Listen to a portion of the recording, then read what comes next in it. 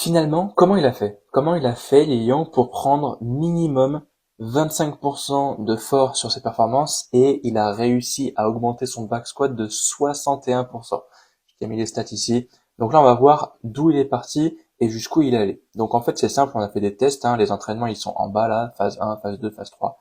Et on a testé ses performances sur trois mouvements, que sont le back squat, le bench, donc le développé couché, et le RDL. Pourquoi le RDL et pas le deadlift? Parce que le deadlift, c'est un mouvement de force, et nous, ce qu'on veut pour Lilian et pour tous les autres qui rejoignent mon accompagnement, c'est de prendre de la masse. Le deadlift est un exercice de force, c'est pas forcément très intéressant de l'inclure dans un programme d'entraînement. Donc c'est pour ça que j'ai choisi le RDL, donc le Romanet Deadlift. Ça, c'est des stats théoriques, hein, évidemment. Il n'a pas fait des 1RM. Donc 1RM, c'est une rep avec le maximum de poids possible. Là, il a fait, voilà, je vais te montrer un petit peu. Mais ici, donc si on regarde un petit peu là, il a fait un 5RM, ok, à 50 au back squat. Et donc, ça lui donne un, voilà, en théorie, 59 kilos sur un 1RM, donc sur un 1RM. Donc là, sur un 1RM théorique, il est parti à 59 kilos. Ok. Ensuite, il a pris 21 kilos sur son squat en un mois, sachant que bah, évidemment il y a tout l'aspect technique, hein, c'est pas la force qu'il a prise en soi, c'est vraiment un apprentissage technique qui a fait que il a explosé ses performances. Et ensuite, bah forcément, plus tu progresses, moins il y a de progrès à faire, potentiel en tout cas. Donc c'est pour ça que là, il a pris 21 kilos sur le premier mois, et puis après, du mois 2 au mois 3, il a pris 15 kilos supplémentaires, donc un peu moins, mais quand même une belle performance. Donc il est passé de 59 à 95 kilos au squat. Pareil, ça c'est en théorie, parce que nous, ce qu'on veut, c'est prendre de la masse, pas forcément de la force. Mais en tout cas, il voit ses performances, et il voit que grâce à ses perfs, il a pu prendre confiance en lui. Ici, on voit qu'il y a une augmentation du coup de 61%. Pour le bench, c'est un peu moindre. Il est passé de 48 à 55 en théorie, puis à 60. Donc augmentation de 25%. Et le RDL, il est passé de 65 à 85 kg, donc une augmentation de 31%. Donc ça, c'était pour sa force. Maintenant, comment il a fait concrètement? Bah, on a mis en place un programme d'entraînement. Donc c'était un programme d'entraînement sur 4 jours. Ok, il avait un jour dédié à le bas du corps, sur la force du bas du corps, un jour dédié sur la force du haut du corps, un jour dédié sur la puissance du bas du corps et un jour dédié sur la puissance du haut du corps. Ce qui fait qu'il a pris en puissance et en force.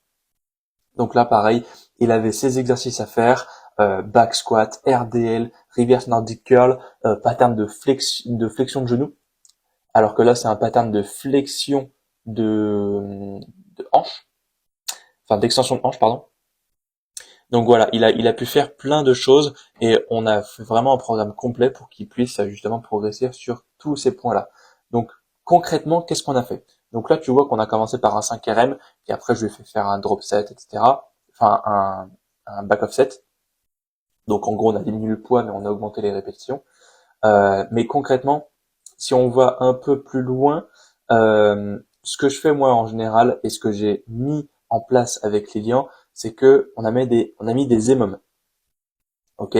Alors peut-être pas sur son programme, non pas sur son programme, mais en gros on a commencé par travailler sur du lourd, sur son programme en tout cas. Je t'explique ce que je fais actuellement avec mes clients. Ce qu'on a fait, c'est qu'on a commencé par travailler sur du lourd, donc 8 répétitions sur un squat, ça peut être long, mais tu vas voir que par la suite, on va augmenter au fur et à mesure l'intensité au profit du volume.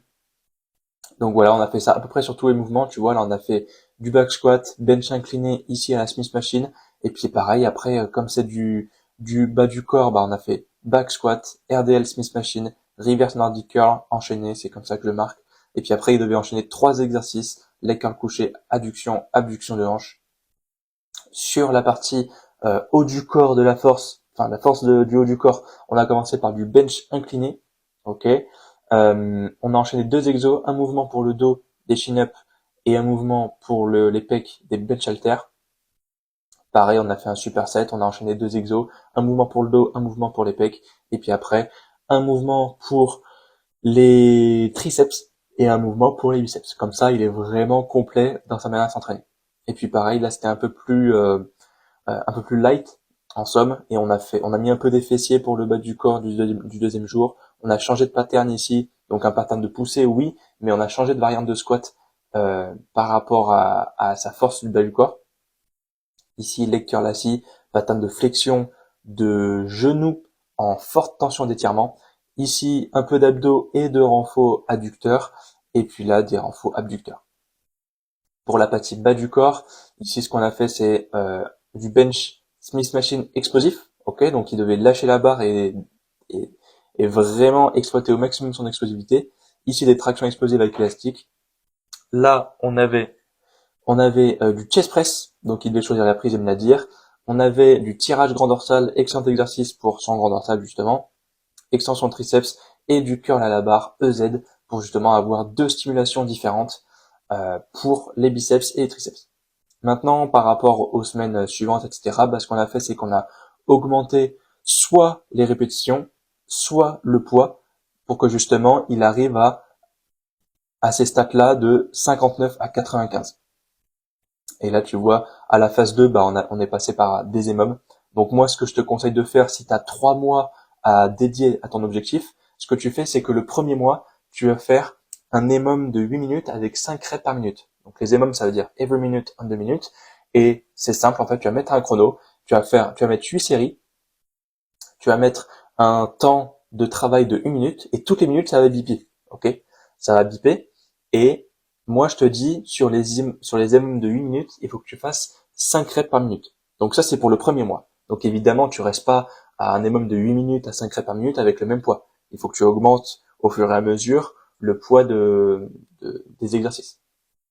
Tu peux faire ça sur le bench, sur les tractions, sur tous les mouvements au poids du corps en soi, tu peux le faire. Donc sur du bench, ça c'est un mouvement avec des charges externes, mais sur du bench, du squat, du soulevé de terre classique, donc du deadlift, tu peux le faire. Ça c'est plus pour une prise de force, mais tu peux le faire aussi.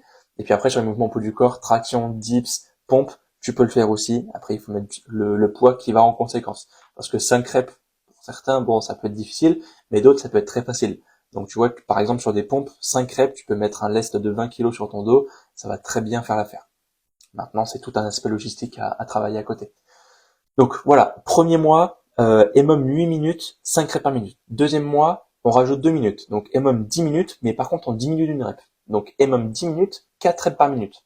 Et évidemment, tu augmentes la charge de travail en fonction de ta progression.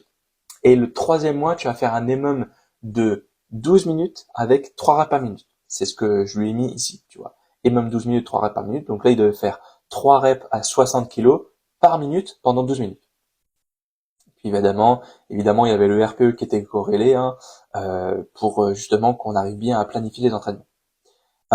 Maintenant, ce qu'on a fait, c'est qu'on a continué. Tu vois là, EMOM 10 minutes, 4 reps par minute. On a mis 65 parce que voilà, ça me semblait être une bonne chose. Après, tu peux l'agencer comme tu veux, tu vois. Ici, au lieu d'augmenter le poids, parce que je pense que si j'augmentais de 5 ou de 2,5 kg, ça allait être trop difficile pour lui, et ben j'ai augmenté juste de 1 minute, tu vois. Mais toujours avoir une progression dans tes entraînements. Si d'une semaine à l'autre, t'as pas soit le tempo qui augmente, soit la charge, soit la série qui augmente, soit les répétitions, soit le temps de récupération qui diminue, tu n'as pas de progression et tu n'as pas de surcharge progressive. Et c'est ça qui va faire que tu vas progresser le plus rapidement possible. Maintenant, ça c'était juste un programme d'entraînement, mais le programme d'entraînement, il va être corrélé aussi à sa nutrition. Donc tu vois là, il devait manger 2755 calories en fonction de son âge, son poids du corps et sa taille. Et je lui ai fait un menu type pour justement que, en prise de masse, puisque lui il devait faire de la prise de masse, eh ben, il puisse gagner un maximum de force possible. Donc il prenait aussi des compléments à côté, je pourrais te dire comme la whey. Alors ça augmente pas la force, mais par contre ça augmente ton taux de protéines journalier, et c'est ce qui fait que tu vas prendre du muscle et de la force. En somme, du coup, c'est indirect, mais tu vas prendre du muscle, et vu que tu prends du muscle, tu vas prendre de la force. Mais il a peut-être aussi sûrement pris de la créatine, ce qui a fait qu'il a dû augmenter sa force drastiquement. Et donc son poids aussi avec la rétention d'eau et tout ça.